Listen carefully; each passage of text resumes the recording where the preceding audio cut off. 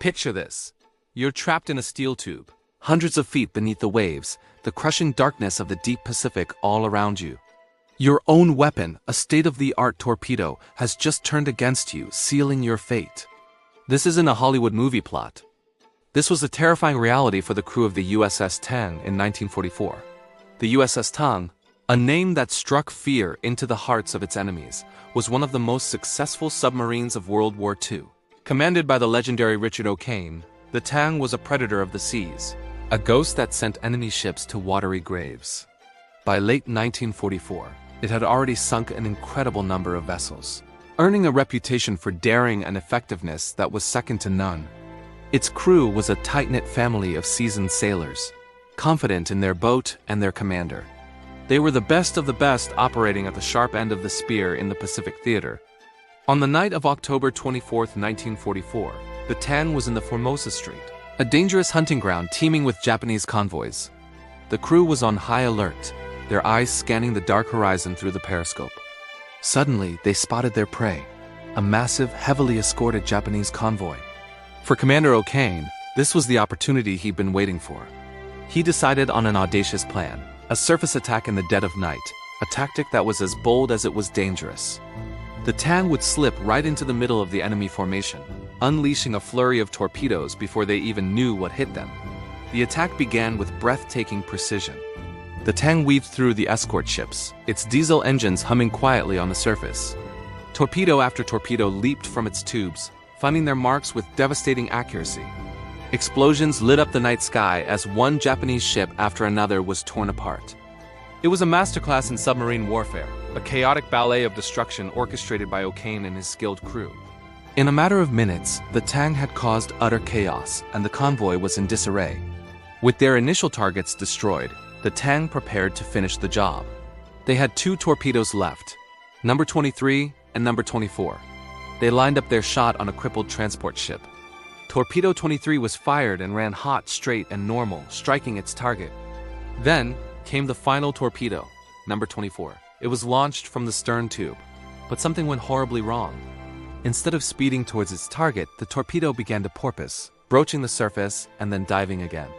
It started making a sharp, horrifying turn to the left, circling back, directly towards the Tang. On the bridge, the lookouts watched in disbelief. Alarms blared through the submarine. "Emergency speed! Hard right rudder!" O'Kane yelled, desperately trying to maneuver the massive submarine out of the path of its own rogue weapon. The engines roared to life, the submarine lurching as it tried to escape. But it was too late. The torpedo, a marvel of engineering designed for destruction, slammed into the Tang's aft torpedo room. The explosion was catastrophic. The stern of the submarine was obliterated, and icy seawater rushed in, dragging the back half of the boat down into the abyss. The men in the forward part of the submarine were thrown around like rag dolls. The lights flickered and died, plunging them into absolute darkness. The sickening sound of groaning metal and rushing water filled the air. The Tang settled on the ocean floor, 180 feet down. For the survivors huddled in the forward compartments, a new kind of hell had just begun. They were trapped, their air supply dwindling, the immense pressure of the ocean threatening to crush them at any moment.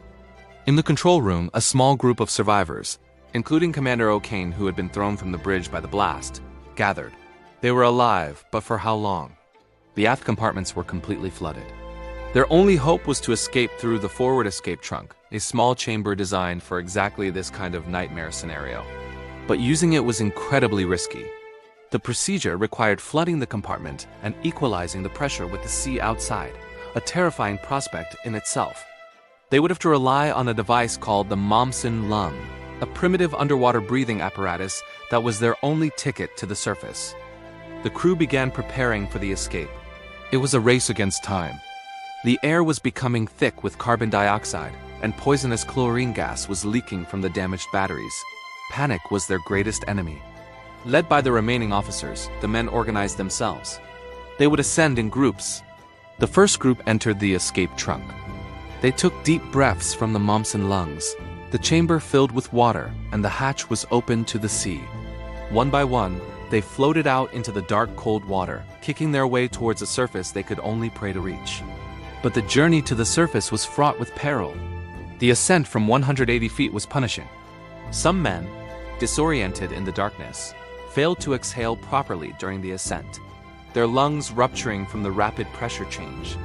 Others simply couldn't hold on. Of the men who managed to exit the submarine, only a handful would make it to the surface alive.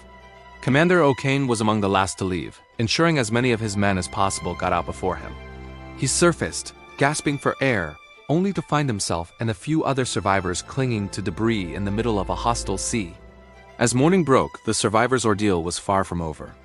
They were spotted, not by American rescuers, but by a Japanese patrol boat. The very enemies they had been hunting just hours before were now their captors. Exhausted, injured, and grieving, the few survivors of the USS Tang, including their commander, were pulled from the water and taken as prisoners of war. Their incredible escape had ended in capture. They would spend the remainder of the war in brutal prison camps, enduring hardship and interrogation. But what about the rescue operation mentioned at the start? Here's where the legend of the Tang takes a twist.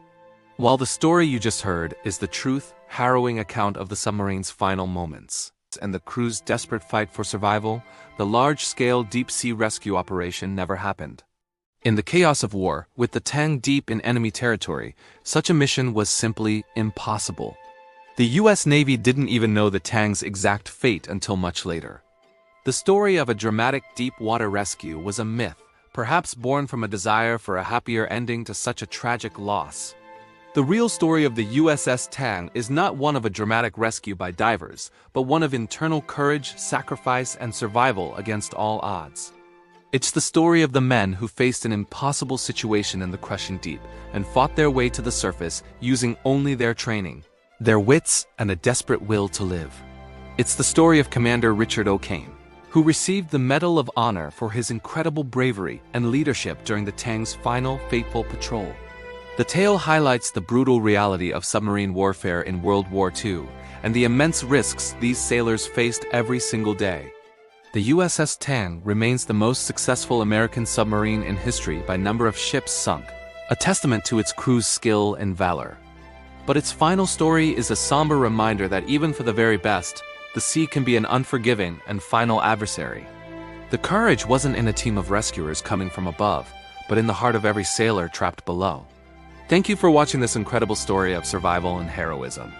If you found this piece of naval history as fascinating as we did, make sure to hit that subscribe button and join us for more deep dives into the past.